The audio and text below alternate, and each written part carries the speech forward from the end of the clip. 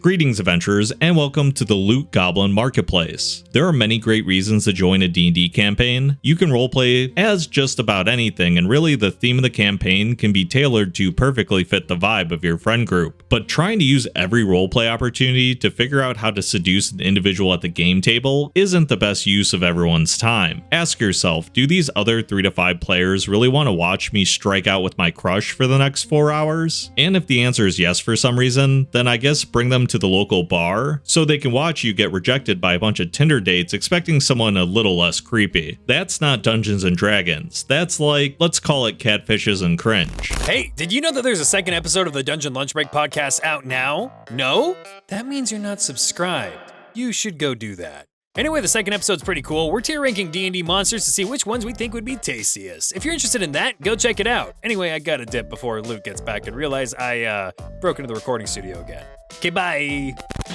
Today's treasure goes by the name Horny Player Gets Told No, covertly tries to find my cleric's type. This is certainly not one of the most horrific ones, as I know there's way worse stuff in here. But we recently booted a problem player, so I thought I'd share my tale. The cast was the Dungeon Master, the Cleric, which was me, Paladin was the problem player, and then there was Warlock that played another Paladin first, but they died. Ranger and Barbarian were the rest of the group, and all were very good players, and we remained friends. Like all stories, the red flags started at session 1. I had never played with either Paladin or Ranger, but they were known to all the others, so they had to be amazing players. And I was right about Ranger, but oh boy, so wrong about Paladin. We start the campaign, get to know each other all as well. We meet Paladin, and they're a satyr with big horns and no pants to accommodate their goat legs. In small talk, they let out the first joke about how they're horny. Alright, cringe is cringe, but bad jokes never killed anyone. We all just kinda awkwardly laugh it off and follow the plot threads. In my head, I just imagine they might be playing a paladin, but maybe they're awkward in real life, who knows. Later, in post-session talk, I bring up how Paladin's name is different in Roll20 in Discord, and the Dungeon Master tells me it's because they wanted his character's name's initials to form a certain word. And yes, it was a certain body part, yeah. A few sessions go by with Warlock's character dying to get us out of a pinch. My Cleric and the Paladin discover they really worked well together, and even that our backstories touch on the same central point of the Feywild. In the post session, I'm over the moon. This is a character I put a lot of effort into the backstory, so having another character that can effortlessly bring that to light is nothing short of awesome to me. I'm new to role-playing and TTRPGs in general, so I really feel like stressing how happy I was. They then ask for permission for Paladin to start making moves on the Cleric. I, for the same reason I was happy, am now very nervous, and I explain that I really don't want to deal with romance with my player characters right now, but maybe later when I am more confident. Granted, Paladin had some connection issues sometimes, and me as well, but for me, the air was dead silent for a good minute until he logged off. Make of that what you will. We get to a big city, and during downtime, it comes out that my Cleric, a small town religious girl, never really went out for fun for backstory reasons. They then propose we go on a, and I quote, debauchery night. This is only stop numero uno on our night of debauchery! Debauchery! Debauchery! Debauchery? Paladin wants in on the booze bonanza, and Paladin expects me to accept. My Cleric is not stupid, she knows what that means, and I even joke in character about how these city folk have really weird customs, refusing, but Paladin is not proposing anymore. They say, paraphrasing to the best of my memory, again, I'm not forcing you, but you should really go. I go in character again, saying something about how I don't really like drinking, but Paladin doesn't think so. If you get drunk, I can just cast Lay on Hands to make you not drunk, and mainly just repeats themselves. I'm stunned for a few seconds, as is Barbarian, but at this point this is not role-playing anymore, we're just stalling the session down to a crawl. Since I knew the Dungeon Master from before, I knew that they played it loose on role-playing, but would absolutely stop anything too weird, so I just bit the bullet and accepted the invite, saying they would probably need a responsible, sober person in the room. Paladin reiterates how they are a-okay with putting their hands on an intoxicated girl and casting body state altering magic. magic, and I just ignore it and move on at this point. I know outside the context of D&D, calling something lay on hands when they're intoxicated would come off as a little creepy, but saying it's casting body state altering magic while technically correct kind of implies that it makes them more intoxicated instead of sober. I know this guy gets creepier as the story goes on, but let's not slander Paladin features. Come on, they got it bad enough. In hindsight, I should have said in the post session that it made me uncomfortable, but you know what they say about hindsight. So more plot rolls around, but eventually my dreaded debauchery session comes. Paladin says we're essentially going to pub crawl, and my girl's fine with that. They then take the entire party to the city's night ladies lounge. The dungeon master can tell that nobody's feeling this, so instead of a full-blown brothel, they make it more like a Japanese hostess bar with benefits. You can talk and drink with them and light touches, but nothing too much. Otherwise, you gotta pay for the higher service and then fade to black, which worked wonders for me since my one no-go is graphic sexual content. No one really wanted to go there except for Paladin. Warlock hid the location of it, Ranger denied ever being there, Barbarian's disappointed because this looks like a sorta classy bar, so no cheap ale. We arrive there, get a table, and the hostess NPC starts talking to us. All perfectly normal. The hostess even starts trying to calm down the cleric who is overheating. It was pretty fun. One Paladin tells me I can order whoever I want and wants to know who my type is. I play into the overheating, saying pretty much cleric EXE stop working. And nicely, the party managed to defuse the topic and distract them with something else. I recover and order a single cup of tea, following the ranger's lead, who is giving no shits and pretty much has one foot out the door at all times. Paladin hears me ordering and tries to push me into drinking alcohol,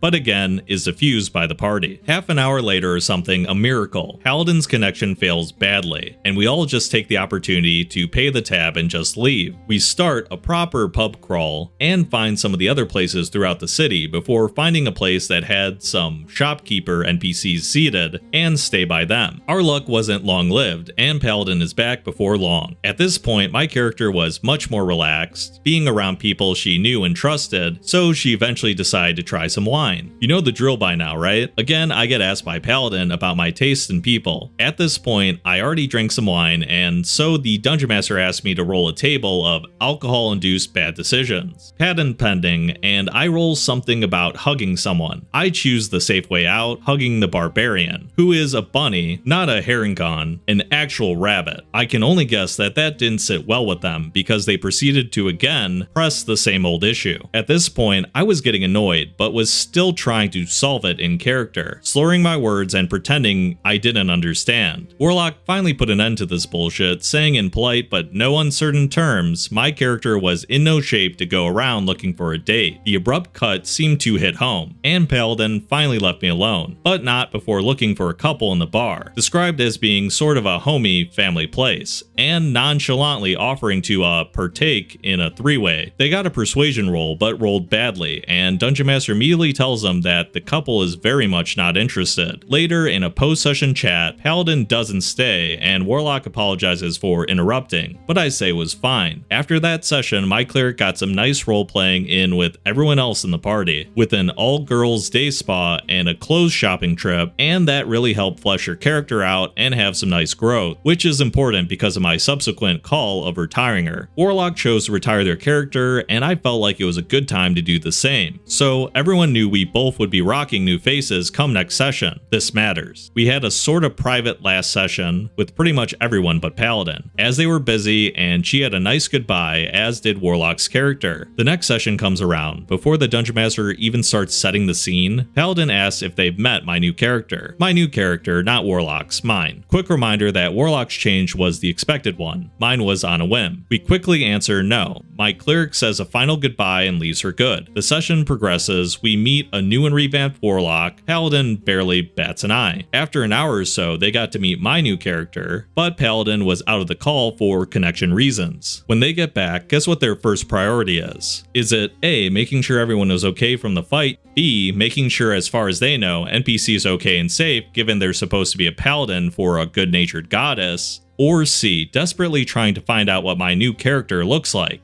Take your pick now. Shouldn't be too hard. I wish I'd imagined the bored, uninterested, and disappointed sigh that followed when the Dungeon Master reads my description of my new character, who is a guy. I really do think the Dungeon Master dropped the ball a lot here. I mean, it got to the point where the Warlock basically had an outburst, apologized for it, and then everyone at the table basically said, no, you know what, we were all thinking the same thing, you're totally in the clear. So obviously the sentiment at the table is people really don't like Paladin and what they're doing, and as a Dungeon Master, setting up a night of debauchery, even having a specific table for bad drunken decisions, when everyone kind of already hates how the Paladin acts about the subject, is a major miss. The idea of doing a fade to black does seem to be something that the table already has established as a thing and kind of like a safety net for people that would be uncomfortable, but I just second guess why there would be a table for bad drunken decisions. If half of them involve doing stuff that would make people feel like it's going that route, why force their hand into that direction? But let's get back to the story and see all the other reasons why they were kicked from the table as well. Eventually we did kick Paladin, but it was mostly for other stuff like telling Ranger how to build their character.